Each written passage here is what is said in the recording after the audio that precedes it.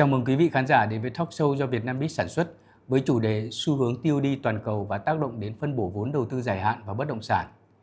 Chương trình hôm nay nằm trong chuỗi nội dung hướng tới Diễn đàn Đầu tư Việt Nam VIF 2026 sẽ diễn ra tại thành phố Hồ Chí Minh vào ngày 4 tháng 11 tới. Tôi là Nguyễn Hoàng, Phó Giám đốc Học viện Eagle Academy, đồng thời là host của talkshow hôm nay. Đồng hành cùng tôi là hai vị khách mời đặc biệt.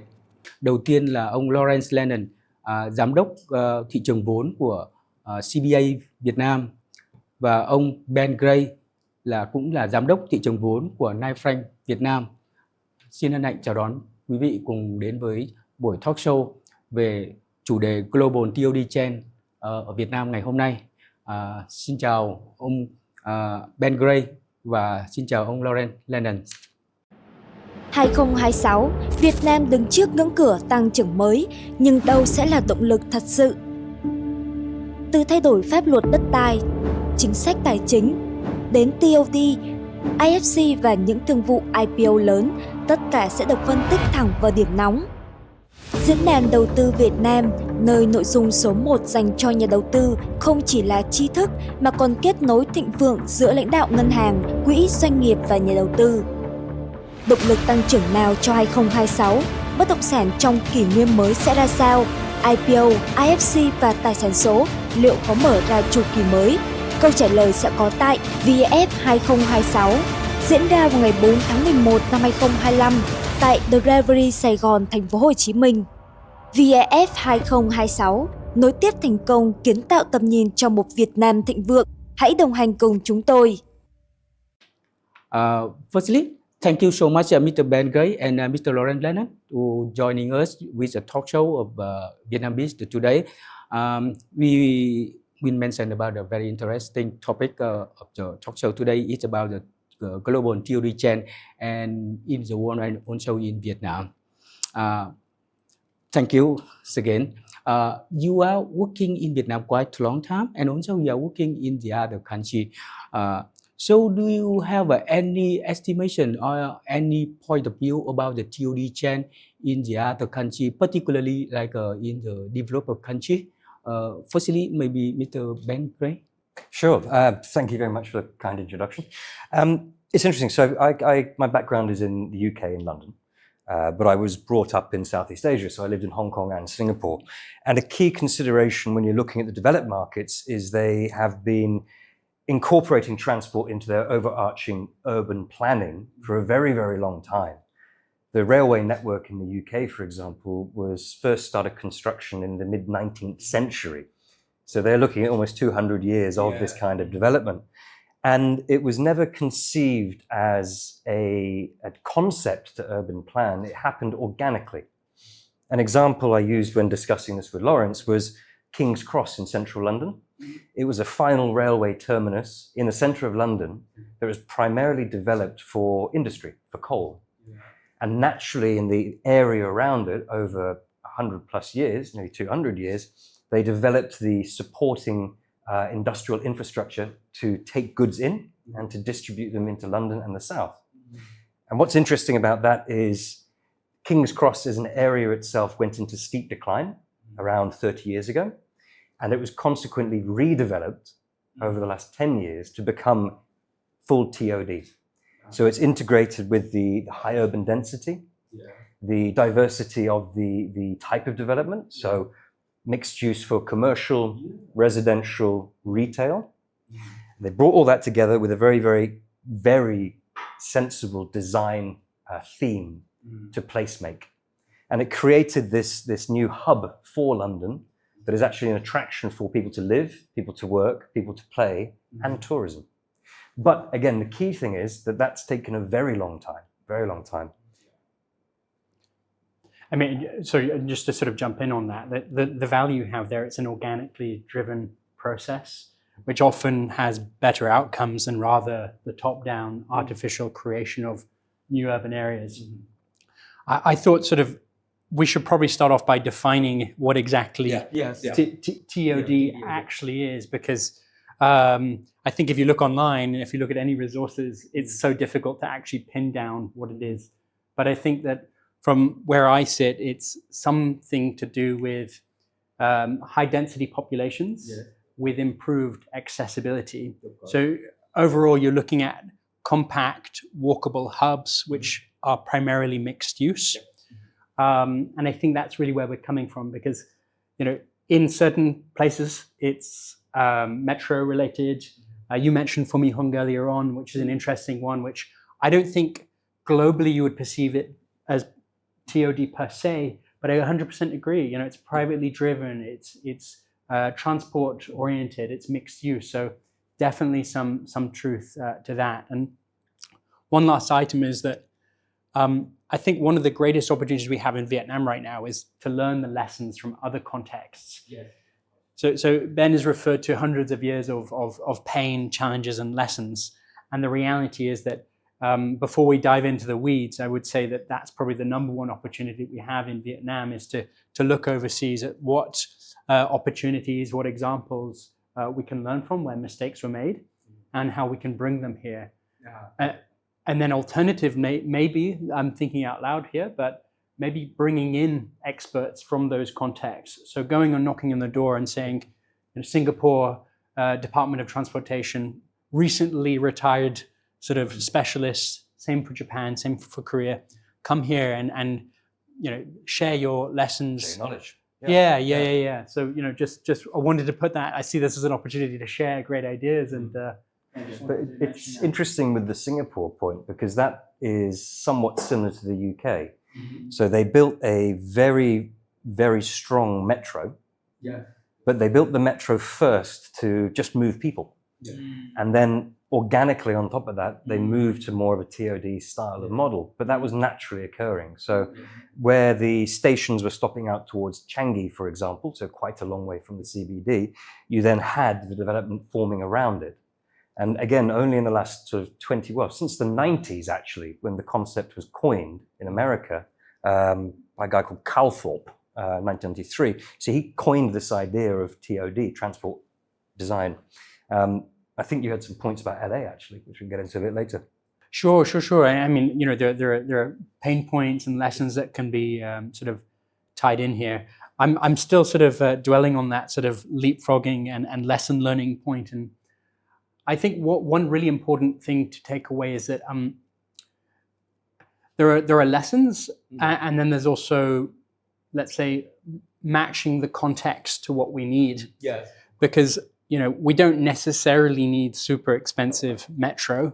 It could be improving other modes of transportation which are more suited to this context. So it could be improving the bus accessibility. So for instance, in Jakarta, they've got extremely extensive bus systems which are well, air conditioned, well priced, and they have sort of specialized bus lanes, which is all integrated into metro and other mixed use development activity. And I would say that it's not a catch-all. It's not we need a metro, which we certainly do, and it will help congestion in theory. But I think, again, it's picking and choosing the right lessons. So it doesn't necessarily have to be a nice, shiny metro. It could be something else.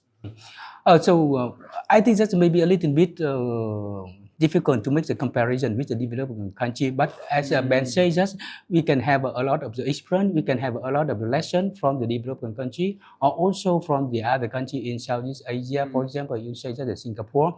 But do you think that in the developed country, we know well about the TOD, but I'm afraid that in Vietnam, the TOD definition maybe is sometimes is misunderstanding because the TOD is not only the transportation, it's not about the road, the traffic, the metro line, etc., but it also is the other thing. It's like the integral development. Like as you say, that is a comprising like the retail, the commerce, the entertainment, recreation, and also the residential. So the many things is combined to create the TOD. Agreed, and that comes down to the concept of placemaking.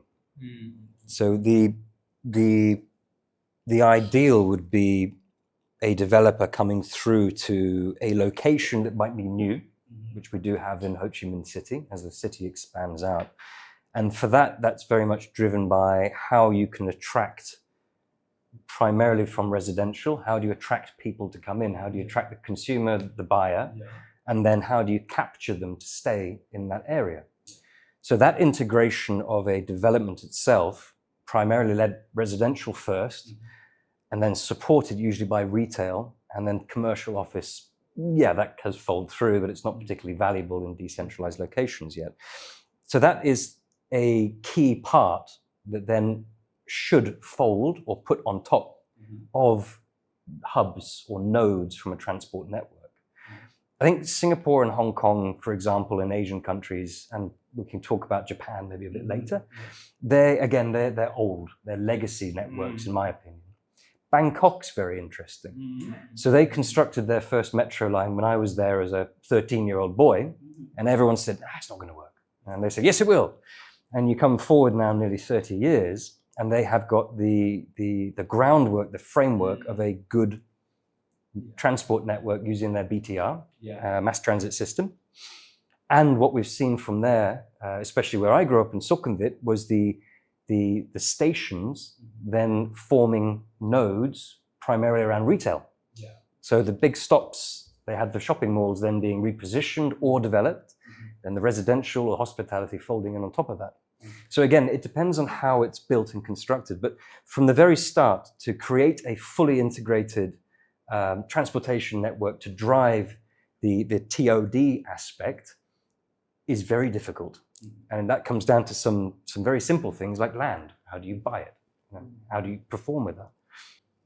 Do you mind if I just to jump on and sort of add on to that? I think that Bangkok is a really important example because Vietnam and Thailand have a lot of similarities, in terms of level of development, in terms of tourism.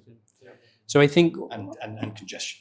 And congestion. We're better. Vietnam's better at the moment. But a great benchmark we can think about there is tourism arrivals.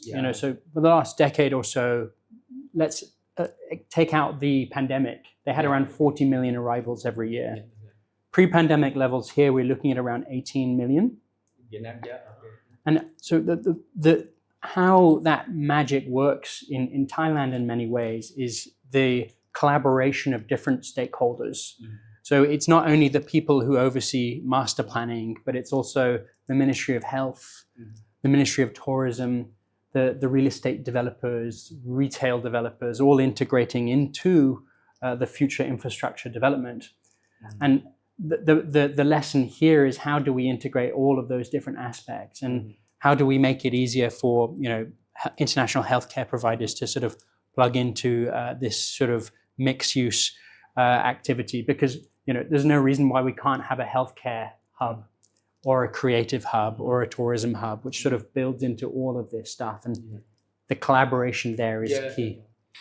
It means that it's not only for the transport, it's not only for the retail or for each part of the business activity in daily. You mean that it is the generally combined of everything? We call that is a master plan. Yes, it's master plan. Master plan for the urban, for the new urban, for urbanization, and for also master plan for the infrastructure. That's why I think that's because sometimes if we invest only in one piece of the activity, only, for example, only the retail, only for the residential activity, or only the entertainment, maybe it's not combined. That maybe can lead to the fail or not successful for the TOD. So can you give us some example, or do you think any unexpected design for the TOD development case you have? Quite a few. I think you've got a couple, Lawrence, haven't you? For sure, yeah. So we're talking about success stories here. Where to start? I mean, I think the world is littered with TOD being put forward as the savior of cities in many cases. The US, you were talking earlier about LA, I think, from memory. Yeah. I mean, I was hoping to focus on more positive case studies to start off with, and then maybe we can sort of lead into the challenged examples. But when we're looking at success, we've got multiple in the region, particularly Tokyo, and that really comes down from private rail, private retail, private real estate actors all collaborating and being very integrated. And the railway developers themselves also directly being involved in the development activity. So whether it's Nishi Nippon or whether it's Japan Rail, they all Tokyo. have, Tokyo as and well. importantly, Tokyo, a big investor into Vietnam. Exactly, yeah. So there's some great examples. Hong Kong being quite similar, and actually Hong Kong is probably the most profitable metro MTR on the planet. There aren't many examples of profitable MTRs actually. And they are able to do that by taking the proceeds of the railway fares and then reinvesting that into real estate development activity. So they want direct control over the different nodes, which again, I'm sure Ben has some interesting things to add on to. Yeah, I think that's a very similar model. Well, I think the Japanese probably primarily drove that model hardest when they were building out their very large network. Tokyo is the one I always think is my favorite sort of case study for that in terms of that integration. So a railway company first and foremost, they had the ability to in effect construct the network and then also acquire the land to the left and the right of the station, for argument's sake, and the ability to have government support to be able to build the network itself, and then the strength on the balance sheet to be able to acquire the real estate on either side, to then around these nodes or hubs to be able to then control and create the integration on it, which in turn, outside of their own real estate within their control, drives further value, in turn increases ridership, in turn, and it is a whole circle, an investing cycle that comes from a individual company with support from the government or the state to then be able to create these places, make these places, the place making, integrate the design into it, and then move to be able to support what the actual people on the network need. So Tokyo's ability to tap into, now these days, AI, for example, they're understanding where the riders go and what they shop in various different malls controlled by Tokyo controlled by Tokyo, etc. And then they can then fit their retail mix to what people need. So if you're taking a metro line out to Taoyuan, for example, we do have the mall next to it. But perhaps it would have been better suited if it was fully integrated to have something more geared towards sort of grocery shopping versus high-end F&B. There's ways you can work it. So you just mentioned about the AI. Do you think that the new technology or the AI or information technology involved in the master plan for the TOD at this time? If we can make the comparison with maybe 50 years ago, no? I think It means the difference between this period currently is about the first year of the. That we are currently in about the year 2025, and like the technology, like the AI is developed very well. So do you think that in the TOD, do you think that we can use anything concerning about the AI or data or TOD to develop? Data, definitely. I think when it comes down to sort of the more mature markets with the ability to understand how people travel and where they live very clearly is very important when you're trying to pick and choose an area to either locate your station, which is difficult because you have to go where you can put it. But in terms of the developers understanding who lives there and how they travel, that's very, very useful. That data, Singapore is a great example in terms of their ability to understand where cars move around the island, or motorbikes, or individuals tapping in, tapping out of the metro. Yeah. You can very clearly get through the data, understand where people move, shop, live, work, and play. Folding that kind of data analytics onto somewhere like Ho Chi Minh City would be a bit more challenging. As you can imagine. We know 85% of people in Ho Chi Minh still use motorbikes. I am one of them, probably the same with you. But yeah, exactly. But I don't think that the urban planners in Vietnam know where I go. I don't think they know where I live. But I think the key thing there is yet. Yet. You know, because the realities are that the data is there, Yeah. actually, whether it's from Google Maps Yeah. or whether it's from Grab. Yeah. There's a whole range of data points that will for sure be being utilized or at least in the near term to be utilized. And you can pair that with like a digital twin city, which is basically a digital version of the real world that allows sort of urban planners to basically map out and plan according to traffic flows, demand, activity. Taking a step back to the negative, let's say, fail examples. I think one really important sort of item to highlight is that infrastructure doesn't necessarily equal demand. Yeah. And the reality is that people do. You know, good infrastructure will improve commute times. It will improve the speed of logistics activity. It will increase footfall into retail centers. But that's really where, you know, the poorly planned and the badly implemented project sort of falls out, because it doesn't have the economic anchor.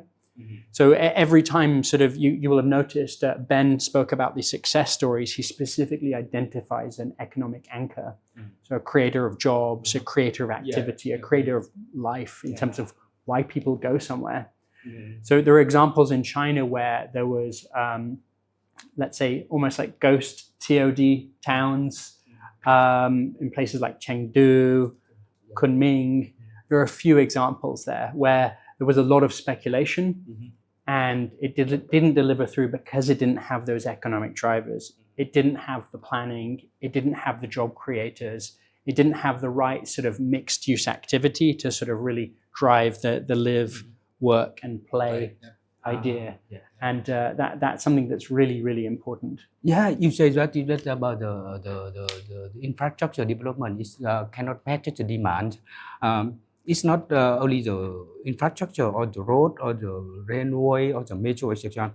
All the things you mentioned, I think that this is the challenge for the TOD model application. After you mentioned about the Japan, Tokyo, or Hong Kong, or in China, some other city in China. So now we come back to Vietnam because currently now you know that the central government they invest a lot in infrastructure, particularly in the southern province, in surrounding Ho Chi Minh City, in the Mekong Delta province, etc., and also from the north to the south, like the high-speed railway or the express highway, for example. A lot of the infrastructure, like the transportation, the government invested now. That also is the opportunity for the TOD in Vietnam. But do you think that you think this is it's a good time, or maybe a later in Vietnam to start the TOD model to apply in Vietnam? I think it's never too late, and should have started a long time ago, to be honest.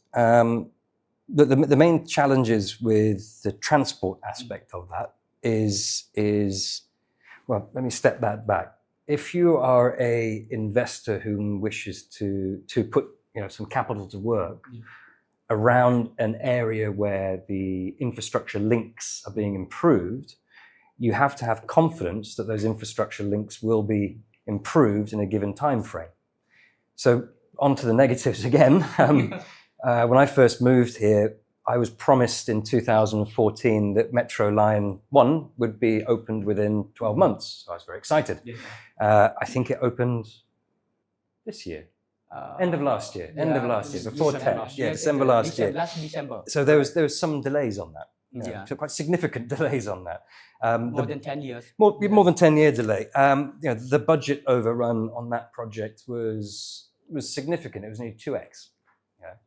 But that is normal. The Elizabeth line in London I was about to say, the Elizabeth line in London went up by 29%. Context is key. Context is key. If you look at HS1 in the UK, That's awful. the original budget was something like 20 billion USD.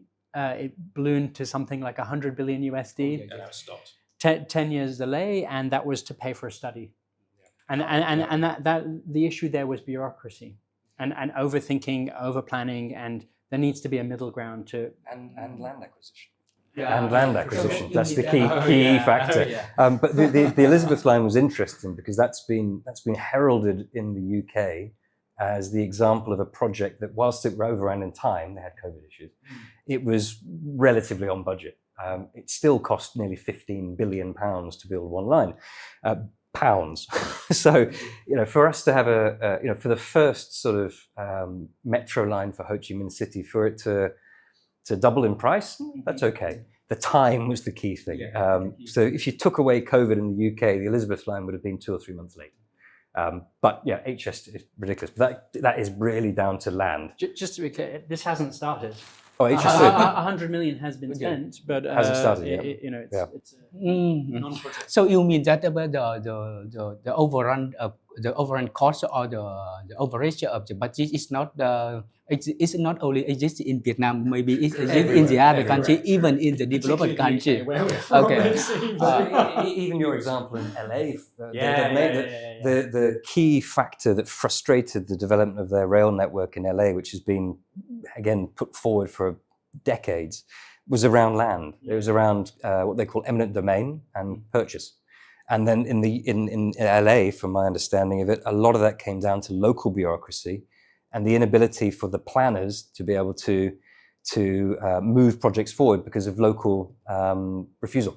They call NIMBY, not in my backyard. So people were saying, we don't want a railway line near us. We need one, but we don't want it. Therefore, we'll delay it. And again, that folds into time, which folds into money, which then folds into it never really happening or it being reduced, which is not great. But yeah, the granular, the small things we have to look at are real estate, land. How does the government buy it, or how does the developer buy it? And how do they pay for it? And then how do they pay for it? Which is why before I alluded to Jakarta's bus model, because I've got a lot of experience in emerging markets, and the realities are metros are expensive, at a state level, but a bus line is not necessarily anywhere near as expensive. And the thing is, you can stage it, you can phase it. And that's why I said that not all models, not all examples are made equal. And I think that taking the examples of different contexts, whether they're in Asia, whether they're in Latin America, and matching to where we are, because the reality is that there is no right answer. And I think the goal is, how do we get from A to B as quickly and cheaply and comfortably as possible, not necessarily in the nicest and shiniest way. And I think that some element of practicality is important in these discussions. You just mentioned about the stage. We can do the TOD by the state or by the phrase. This is like one of the solution for the challenge if we apply the TOD in Vietnam. But the other challenge, because you just mentioned about the average budget or the overrun cost, it means that we mentioned about the financial, the capital. It's not only for the local government, also for central government. Because do you think that there is any other solution for the capital, for the financial resource to invest the TOD application in Vietnam? Because as you said, that if we don't have the initial budget, initial capital budget, the project can take long time, and then that's why that creates the overage of the budget, and that creates the overrun cost. Take long time and also take lots of money. So right in the first the first phase or the initial stage of the TOD, how we can have the way, the solution for to the solution for the financial result in this TOD? Difficult, very difficult. I think it comes down to, again, that integration of the stakeholders is quite key. So if you wished to fund a metro line in Ho Chi Minh City, for example, that's part above ground and part below ground, the key factor you'd be looking at as a developer to build that is, the line itself, is that clear and compensated? Can I start construction within a given period of time? And can I then continue it through till it's completed? That's absolutely fine. The value add for somebody who will come through, using Tokyo example, is how they can acquire the land adjacent to the stations, and how they then can buy that from the state or from private individuals, and how that's priced. That's the key bit. So if the government here, for example, is looking to capture the value of the areas around nodes, hubs, where there's this concept of TOD to be created, they have to be very, very careful about how they would then present this to the market. So I believe at the moment, under some of the proposals are to work through an auction process, for example. That kind of makes good sense. You have a metro line out to the middle of Tu Tien, you auction the land around it.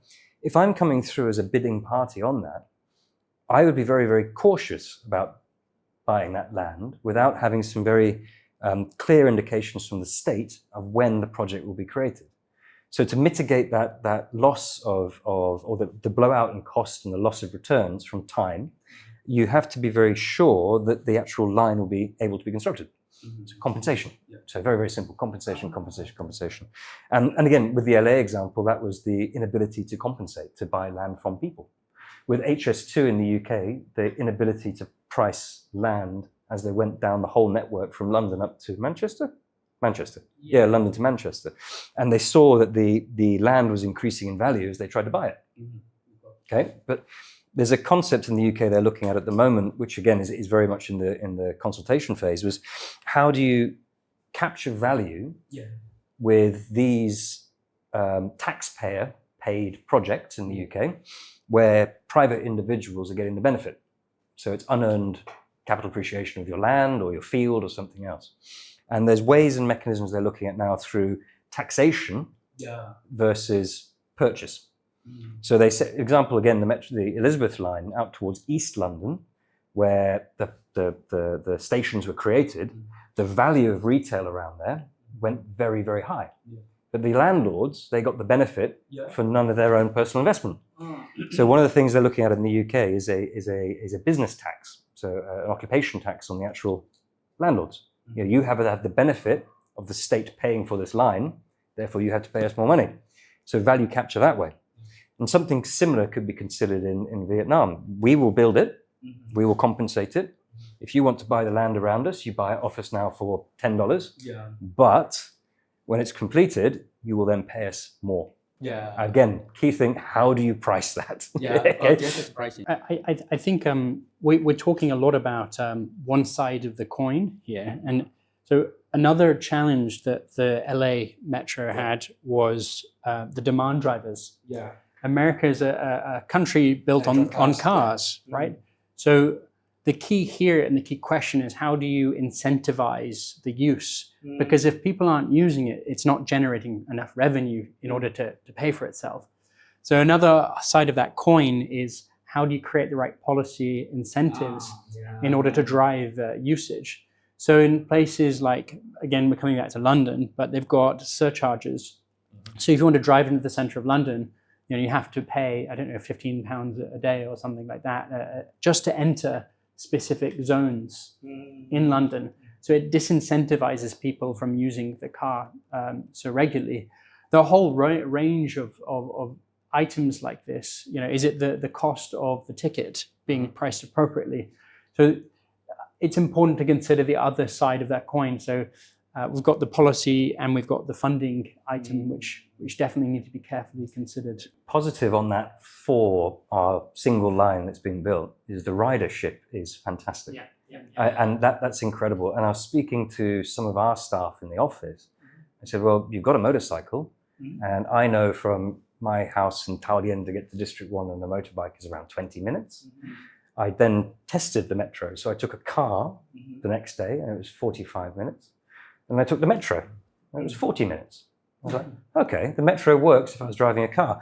And then I spoke to my staff who live out towards Tuyến. I said, well, why do you now use the metro and not the bike? And they said, well, if I'm on the bike, I get hot, I get wet, I got to park it, safety as well. And they said, no, on the metro, it's air conditioned, it's comfortable, it drops me off at the opera house, and then I can walk up or take a grab bike. So I think here, America's a great example because everyone drives cars. Again, here it's 85% drive motorbikes. But given the choice, I think you'll find a lot of workers would prefer to sit on the air-conditioned metro line than they would to drive a motorcycle. So you've got to have the right parking allocated. Parking of course. allocations for the metros is a big thing as well. Yes, my friend, he live in Maastricht, An Phú, and then every day near by there in Thảo Điền, and then he drive to the station, and then he park the motorbike there, and then he use the metro and to come to this one for work. And well, we come back to the issue about the capital instruction, capital structure. You just use the word land value capture. They use the land value because that's one of the way, one of the solution for the students for the TOD. Because that make me remember when maybe 15 years ago when I arrived in Malaysia, when I have heard that, for example, the government, for example, when they open the new road, they of course they must have the compensation for the land, but they make the clearance not only the land clearance is not only for the road, but they make the clearance for the land in two sides, and the land two sides for commerce, for the commercial activity, and then they use this land for sale, for auction, and that's why the local government, they can have the money to reinvest in the TOD. So that could work, again, using Metro Line 2 for an example. Yes, to be able to capture the value around the nodes, the hubs, the rail network itself, and then take that capital and put it back into the actual infrastructure development itself. Yes, I mean, that's a very good way to do that. And if you did that through a mixture of sort of public-private partnerships as well, where the state can contribute, say, look, we are able to acquire this land and we're able to work a mechanism whereby we can capture the value add. And in turn, we can support the private developers who have the expertise to construct, both in terms of the TOD development itself and the actual infrastructure, and then support them in terms of state-backed loans. For example, relatively low interest, BOT, build operate transfer models as well, where the developer can receive an additional return from the ridership, but joint ventures, etc., etc. But again, to be able to do this, you need to have certainty that your partner, the government, is able to deliver what they say. Yep, and that's quite key. Which I guess is super interesting to see how infrastructure development is evolving in this context. Because if you notice, you've got the likes of Sovico, Masterise, Vin Group, all coming in as private actors to sort of deliver on these mega infrastructure projects. And generally speaking, private sector, not all things being equal, have different incentives, right? And they're going to drive forward probably more aggressively, more quickly, in theory, and be able to engage with these foreign partners, these foreign joint venture partners, these PPP sort of setups. So it'll be really interesting to see how that evolves with this new, let's say, stepping stone or evolution in the overall development of infrastructure here in Vietnam. 2026, Việt Nam đứng trước ngưỡng cửa tăng trưởng mới, nhưng đâu sẽ là động lực thật sự? Từ thay đổi pháp luật đất đai, chính sách tài chính, đến TOD, IFC và những thương vụ IPO lớn, tất cả sẽ được phân tích thẳng vào điểm nóng. Diễn đàn đầu tư Việt Nam, nơi nội dung số 1 dành cho nhà đầu tư không chỉ là tri thức mà còn kết nối thịnh vượng giữa lãnh đạo ngân hàng, quỹ, doanh nghiệp và nhà đầu tư. Động lực tăng trưởng nào cho 2026? Bất động sản trong kỷ nguyên mới sẽ ra sao? IPO, IFC và tài sản số liệu có mở ra chu kỳ mới? Câu trả lời sẽ có tại VF 2026, diễn ra vào ngày 4 tháng 11 năm 2025. tại The Reverie Sài Gòn, thành phố Hồ Chí Minh. VAF 2026 nối tiếp thành công kiến tạo tầm nhìn cho một Việt Nam thịnh vượng. Hãy đồng hành cùng chúng tôi. Okay, so because we know that the finance is one of the biggest issue of the government when the government want to invest about the infrastructure or TOD. So as you say that maybe we can have some three different way, different solution. For example, as Lauren said that, for example, we can have the cooperation between the public investment and the private investment. We call that a PPP. It's a private public-private partnership. Yeah, and the second solution, as you mentioned, is like the land value capture. Because we can make we can create the profitable, the potential profit for investor, because when the investor they smell the money, they of course they put the money in, they invest money. So that's why we can have a solution. But it means that to bring the profit potential for the investor, you say that the government they must create the policy, the policy for the investor. Okay.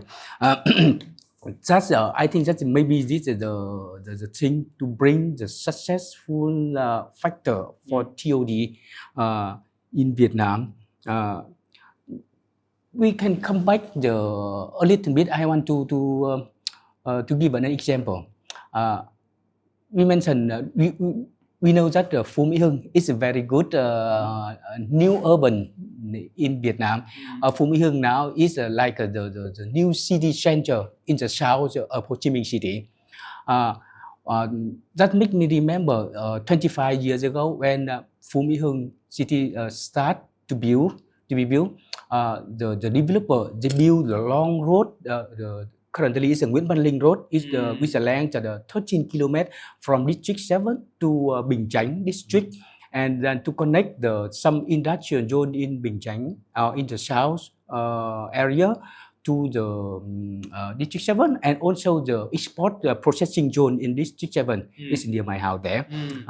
So after the build the long road, and then the developer they build the Phú Mỹ Hưng with the different section, like the commercial section, entertainment section, and also the residential section. So do you think this is a very good example for TOD in Vietnam that appeared 25 years ago? I think legacy-wise, 25 years ago, that was a good example of strong planning, urban planning, to enable the development there to proceed as it did. And that is a good example of a project that would have been quite good quality 25 years ago. The challenges on Phú Mỹ, I think, in terms of its transportation links are, yes, they built the new road link out. However, it's still a bit of a barrier for a number of companies to look at that as a commercial alternative to District 1 and now to Tuyến. What would then move Phú Mỹ into the next stage, and this is the organic factor. So for there, they built the development first, and they had the master plan to fit what was required. And what they now need to fold in would be a metro line out there to improve the connectivity into District 1, and then to Tuyến, and then the new airport, and then out again. So I think it's a good example of master planning, for sure. Master planning 25 years ago, absolutely. If you're looking at that now with a modern lens, you'd perhaps reduce down the need for cars and for motorbikes. You'd make it more walkable, for sure. You'd increase the density to an extent and create more of that, again, placemaking. Sure. So perhaps less zoned and more integrated. So rather than having commercial zone, residential zone, retail zone, you'd try to integrate it greater.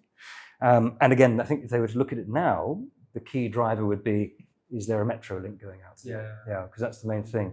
And again, once you get into District 4, it's a bit of a... there's a problem. It's nightmare every day. Correct, yeah. So outside of District 4, straight out, great. But coming through, it's a barrier, bottleneck. So again, that transport integration was half completed. As I know that maybe the end of this year, the local government they start to build a new bridge connection from the District 7 to District 1 in Nguyễn Khoái Street. They call that the Nguyễn Khoái Bridge. And also you have heard that maybe there is some proposal for new metro line from Cần Giờ to District 7 and maybe connection to Thủ Thiêm. Which will be brilliant. Yeah, is it that okay? As long as it doesn't take 25 Yeah. years. It's been driven. You know. If it's been driven, it might be fast. Yeah. As we know that with after the completion of the metro line number 1 Bến Thành Suối Tiên, you know that the price, the property price for in the surrounding area of metro line is increased so much. Do you think that currently now maybe it's because currently now you know that the property price in Vietnam is increased in last 5 years. Even in the COVID-19 in the 2019, 2020 and 21, the COVID pandemic, but the property price increased so much, maybe it's nearly double after 7 years. But do you think that it's currently now with the TOD model application in Vietnam with the many infrastructure projects to be invested now by the government? So do you think that maybe the property price is a little bit like the bubble? It's not driven by metro. No. You know, so I think fundamentally there were around 5,000 condo units that entered the Ho Chi Minh City market last year. And I think a bit of context here. Basically, between 2014 to 2020, there are around 80,000 condo units entering the Hanoi market. The Hanoi market and the Ho Chi Minh City market. So 80,000 every year between 2014 and 2020. Between 2020 and 2025, there were only 40,000 condo units entering the Hanoi and Saigon market.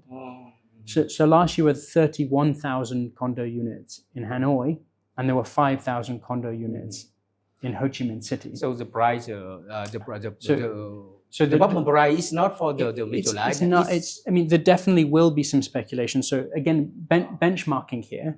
So if you look at Singapore, within, let's say, a 400 to 800, let's say, round proximity to the metro lines, you see a 15% premium. In KL, similar sort of proximity, you see around a 30% premium for condo units. For Bangkok, you see around 10 to 20% premium. Ho Chi Minh City, the number was recorded to be around a 35 to 70% premium. And in Hanoi, roughly 40% premium. And I would argue that year on year, we've got growth, at least in primary sales, of at least 20% from one year to the next of condo primary sales. So if you factor that in, you know, let's say 20 minus the 35 to 70 I mentioned, that's your premium there for the let's say TOD metro proximity. So it's probably around 30% premium, which is kind of in line with what we're seeing regionally. So long story short, I would say that prices are driven by supply and demand, particularly in Ho Chi Minh City, and the lack of new supply over the last few years. But that is exacerbated by metro proximity. So yes and no is the sort of the long and short of it. It's the exact same thing. I've got here, yes and no. Is literally my same answer written down. I think I completely agree with Lawrence. It's you go to a tier 1 market and there are premiums applied to proximity to hubs and nodes. Be that office, be that residential, be that retail. You know, you can imagine the premium for being within a metro station for a convenience store is very significant versus when you start to step out 50, 100, 200 meters. But is it possible to suggest that there's a bubble at the moment? Yes and no, because again, there is speculation. Yeah. And the challenge we have in Vietnam is that speculation is primarily driven by cash buyers, and it is 100% speculative. And the driving factor, I think, in addition to a lack of supply supporting pricing for residential, commercial, for example, a key driver on the pricing of land here is less technical than it's a premium to, because we haven't got the evidence to really support it in any great form. We've only got 3 metro lines in the whole country. But what we do see is that there's a buyer's, I wouldn't say frenzy, but a buying and bidding up as it moves through. Yep. So I think the fundamental pricing of land itself is very much based on, I know somebody that sold it for. Yep. So a shop house outside the TOD end station, which is 3 meters wide, 5 meters then 50 meters deep, trades on the same rate per square meter as a half a hectare plot. But the half a hectare plot you can build vertical, and the shop house you can't. But it's still roughly the same pricing. I mean, nothing's selling, but it's how it works. It's kind of not quite matching up with most valuation considerations. So yes and no. Yes and no. Where it will get very interesting, again, on how the state could look to part fund projects, is how that's priced. So do they then look at a 30%, do they look to a tier 1 market and say, if it's adjacent to a station where you'll build your integrated development, do we then say it's not $10 a square meter, it's $13 a square meter? Or do they then have to look at what the speculative price, it gets very complicated. It's very, very complicated. But that's where value gets created, right? The value gets created, should conceptually get created in proximity to these areas, be that a large mixed-use development. Most people would rather be able to leave their apartment and walk comfortably, buy some breakfast on the way, get into the metro station and be at their office, than they would to say, leave an apartment, get on a motorcycle, ride for 15 minutes, then park. Yeah. So it's that proximity should have value creation and definitely intrinsic worth to it. But again, how do you price that? I'm not so sure at the moment. So we come back to the price, the property price. You say that the reason to explain why the property price increase in last 3 years, it increased quite sharply. The reason maybe one of the most important reason is a lack of new supply. Correct. Okay, that you say that about a few thousand every year in Ho Chi Minh City or in Hanoi, that only few thousand, maybe 5 or 6 thousand unit condo to be launched. It's supply and demand. So it's a restriction on supply, and then in demand drivers. In Vietnam, you don't have many places to invest. Yeah. You've got land, real estate, gold, the stock exchange, fixed deposit accounts, and crypto. That's basically it. And which one of those around this table do we trust the most? That's why for the residential speculation. Because you say that we don't have a different way to invest for the individual investor. They want to put money to earn the profitable. Come back to I want to give you this question a little bit concerning about the capital and the investment. Do you think that this time is a good time to create the real estate investment trust, because it doesn't exist in Vietnam right now. It nearly doesn't exist in Vietnam. Now is a time to create the REIT, because with the REIT fund we can have another way to put the money for the investment. Agreed. Yes, to be able to create real estate investment trusts in Vietnam would be fantastic. Absolutely fantastic. That would allow individual investors the ability to participate in value creation from real estate. It's a very relatively simple fix. It's I mean, a REIT itself is just a securitization of real estate. It's nothing more than just shares. So you don't own the real estate, you own a tiny bit of it. But it's tax. That's just tax. All that requires is an adjustment to the tax code here. The challenge at the moment is that the proceeds, the revenue generated from the real estate, either through a opportunistic fund with development, the proceeds from that are taxed as they come out of the developer, and then as they're put back into and the taxed again on the way out. So it'd be very simple fix is just to make sure that funds flowing into the REIT itself are taxed at beneficiary only, and that's it. And I would just to sort of add on to that, I would say that things, let's say institutionally, are going in the right direction for that, with the sort of upgrade with the FTSE Russell index to sort of emerging market status. I think that the likelihood of people starting to take Vietnam more seriously in that respect is only going to rise as we move up the the chain of, let's say, classification. A little bit. We just mentioned about the capital market because you know that the stock exchange market in Vietnam recently is recognized, is upgraded by FTSE. Maybe for the next year, it's officially to recognize for the upgrading. Also, we mentioned about the rate and we saw about the capital market. It also the way for the government, the central government, they can mobilize, they can have the financial resource for invest in the TOD model. I think this is the good way. And which are the solution, like we say that the PPP, public-private partnership, or land value caption. And the most important thing is about the government must create the policy for the investor, as you say. But for the individual investor, do you think that when currently now the government invest a lot of with the numerous infrastructure projects are being invested by the government, central government and local government, do you think that the individual investor, they must choose which period to invest, to put the money, maybe in the early period, or in the middle of the period, or maybe in the completion period? It's very, very simple answer. Depends on your appetite for risk. Yeah. Very, very simple. It's two ways to look at that. Again, using $10 as an example, if the land is currently priced at 10 and you're coming in early, say for Metro Line 2, do you feel as an investor you could buy that land now at 10? And do you feel over a 2-year period, 3-year period, 14-year period, and we don't know the period, do you feel the value of that land will compound in its value at a given amount? Is that enough to compensate you? If it is, great. But pricing that, again, difficult. But if you're very confident in a significant increase in the value of the land, then sure, get involved now.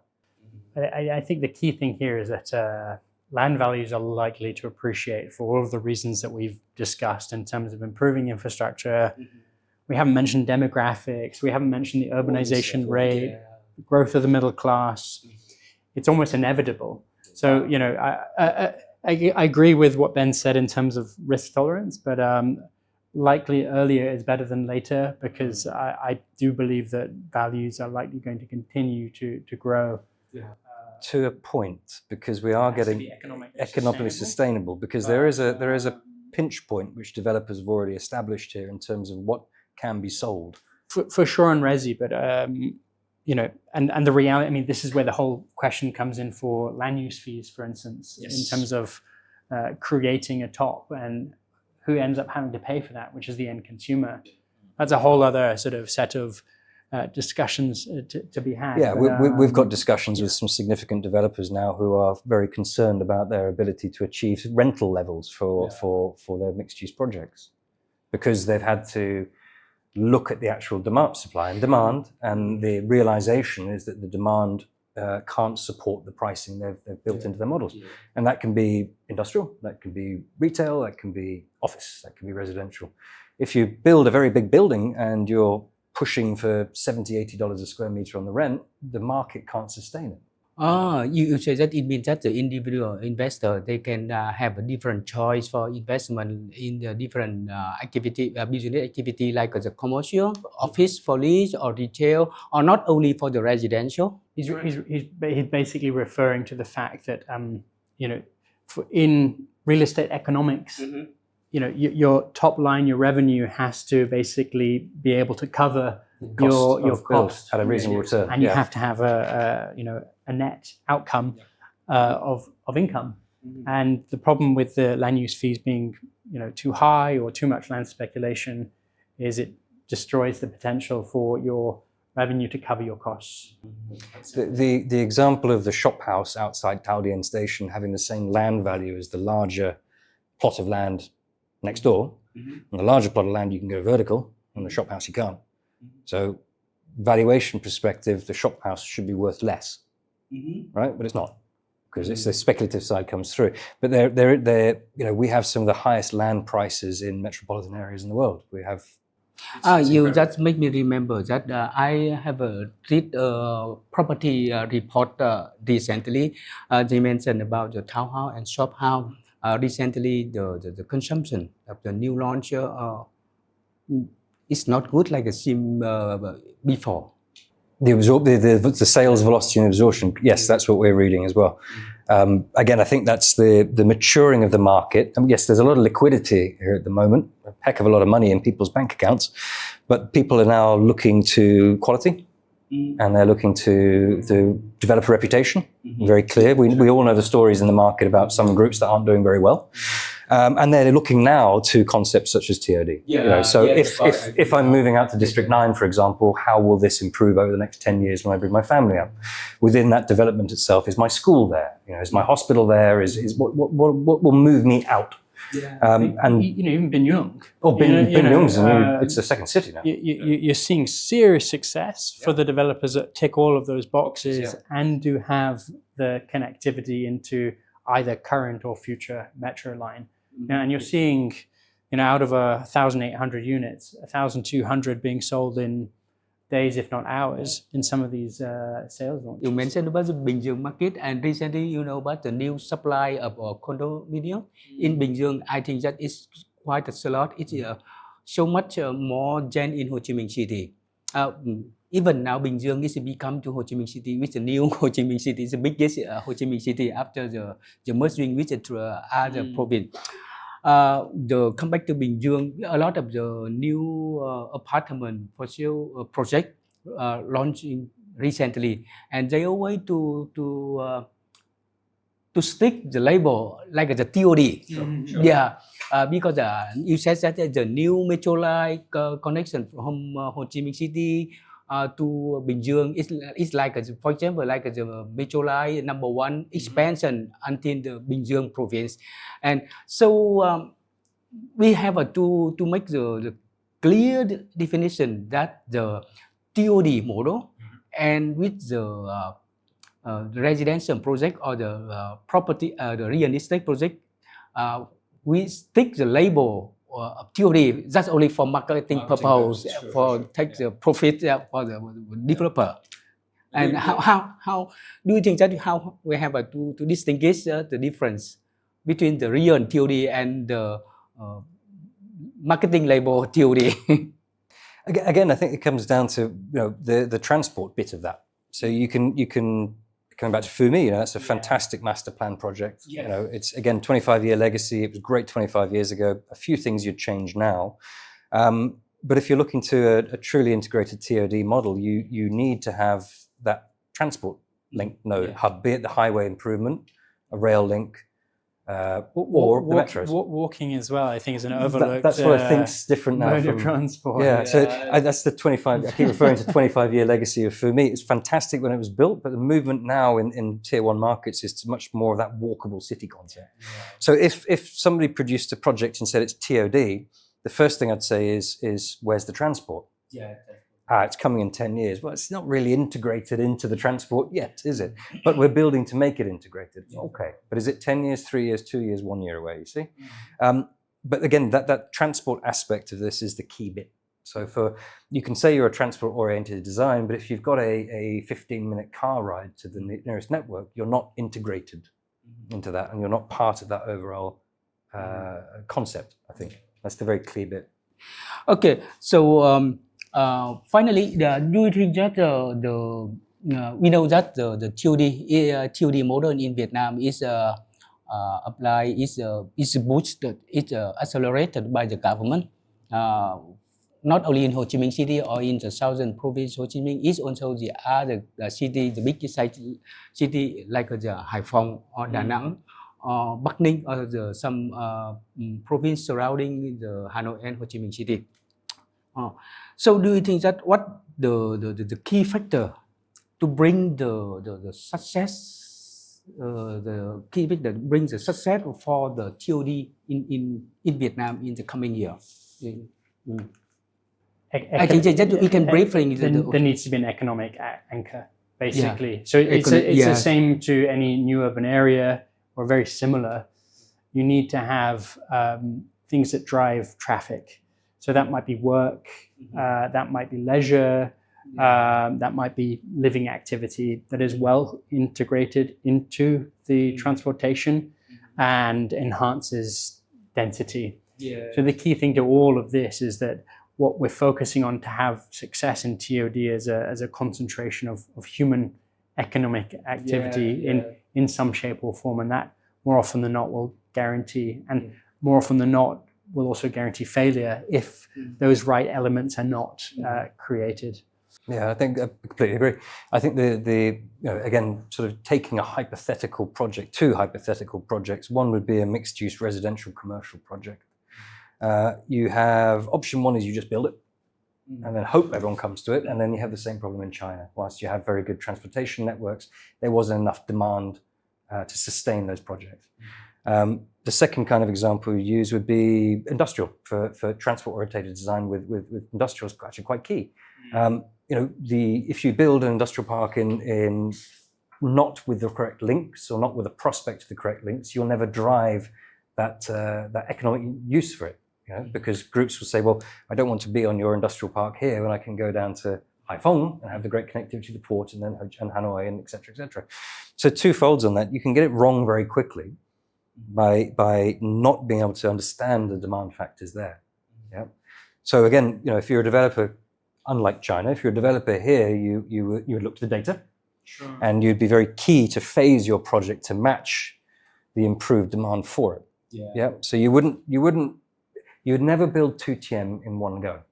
Or Fumihung for that matter. Fumihung in one go. Fumihung's still got many empty plots of land. It's a 20, 30 year time. 25 years organic, demand driven. But again, 2 TM is a good example, because as soon as the hub with Songkim Land and HVH came up, very close to the bridge, it was great.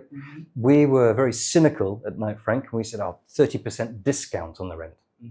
No, it's pretty much matching now that part of District 1, which is great. Because of connectivity. The bridge, the key thing is the bridge, right? And as soon as that bridge went in, everyone went, it's very easy. And maybe next year they will make a new bridge connect the District 7 and District with the Thủ Thiêm.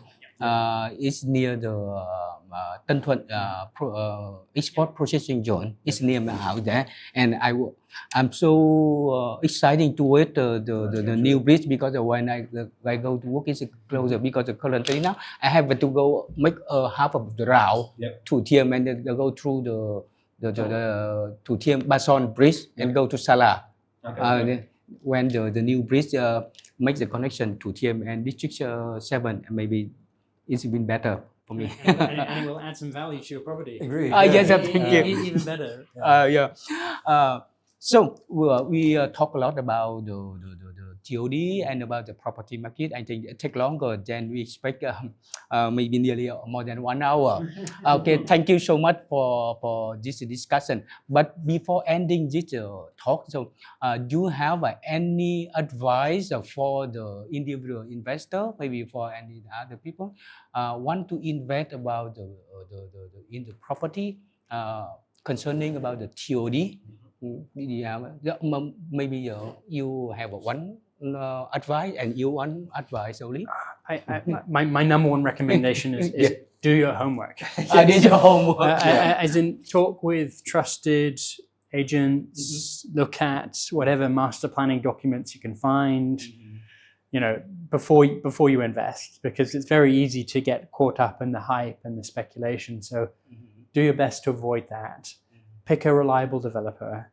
Make sure that all of the paperwork has been done properly. And more often than not, as I said, if it's in the right location, you should be doing quite well when it comes to Vietnam real estate. It's to the right location. Yes, but to the right. And you? Pretty much the same thing. Do your homework, understand where and what you're looking at. So if you're looking at a metro line, understand where number 2, number 3, number 4 is going to be. Pick the nodes and the hubs around that, and choose, if you're buying pieces of land, what fits into your risk profile, very simply. So understand what you're buying into. So if you're buying into Metro Line 2, there is some certainty that you'll be able to see that project come forward at some point in the next 10 years. If you're looking to Metro Line 5 or 6, it's a bit of a longer play. So truly understand that. But that goes for metro lines, that goes for airports, that goes for port infrastructure, that goes for industrial networking. It just depends very much on your deep understanding of what's actually being created. And will it then come forward in a reasonable time period? But in terms of a hotspot, I suggest look at Metro Line 2. Why not? Yeah, maybe the next year, early next year, the Ho Chi Minh City government, they will launching, or they will launching to the metro line starting. Okay, so thank you so much. We met today in this talk show. We mentioned a lot about the TOD model. We mentioned about the solution like for the financial, also for the definition of the TOD, like the integration of the TOD. It means that it's not only the infrastructure, it's also for the residential, the retail, the entertainment, etc. Many things concerning about the TOD. It's not only the infrastructure. We also mentioned about the capital market, but mostly we want to have the conclusion is that to make the TOD model become successful. So the most important thing is that the government must create the policy, the policy making for the people, for the investor, maybe in Vietnam for the foreigner, and for the public investor, and also for the private investor. They can work with they must bring the profit potential for the investor, because you say that finally it's an economic angle. Sure. Yeah, all right. So thank you so much for this discussion today.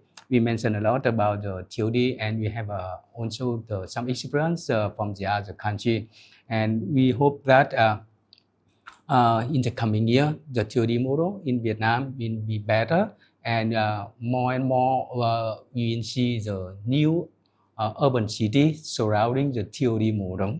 That makes the urbanization in Vietnam will be better. So once again, thank you so much for joining us with the talk show of VietnamBiz today. Thank you. Thank you very much. Thank you. Cảm ơn hai vị khách mời đã chia sẻ những góc nhìn rất sâu sắc về xu hướng TOD và tác động của nó đến chiến lược đầu tư bất động sản dài hạn. Cảm ơn quý vị khán giả đã theo dõi chương trình do VietnamBiz sản xuất hướng tới Diễn đàn Đầu tư Việt Nam 2026. Hy vọng những chia sẻ trong talk show hôm nay sẽ mang đến cho quý vị thêm góc nhìn mới về xu hướng phát triển đô thị này. Xin chào và hẹn gặp lại quý vị trong các số tiếp theo. 2026, Việt Nam đứng trước ngưỡng cửa tăng trưởng mới, nhưng đâu sẽ là động lực thật sự? Từ thay đổi pháp luật đất đai, chính sách tài chính, đến TOD, IFC và những thương vụ IPO lớn, tất cả sẽ được phân tích thẳng vào điểm nóng. Diễn đàn Đầu tư Việt Nam, nơi nội dung số 1 dành cho nhà đầu tư không chỉ là tri thức mà còn kết nối thịnh vượng giữa lãnh đạo ngân hàng, quỹ, doanh nghiệp và nhà đầu tư. Động lực tăng trưởng nào cho 2026? Bất động sản trong kỷ nguyên mới sẽ ra sao? IPO, IFC và tài sản số liệu có mở ra chu kỳ mới? Câu trả lời sẽ có tại VF 2026, diễn ra vào ngày 4 tháng 11 năm 2025 tại The Reverie Sài Gòn, thành phố Hồ Chí Minh. VF 2026 nối tiếp thành công kiến tạo tầm nhìn cho một Việt Nam thịnh vượng. Hãy đồng hành cùng chúng tôi.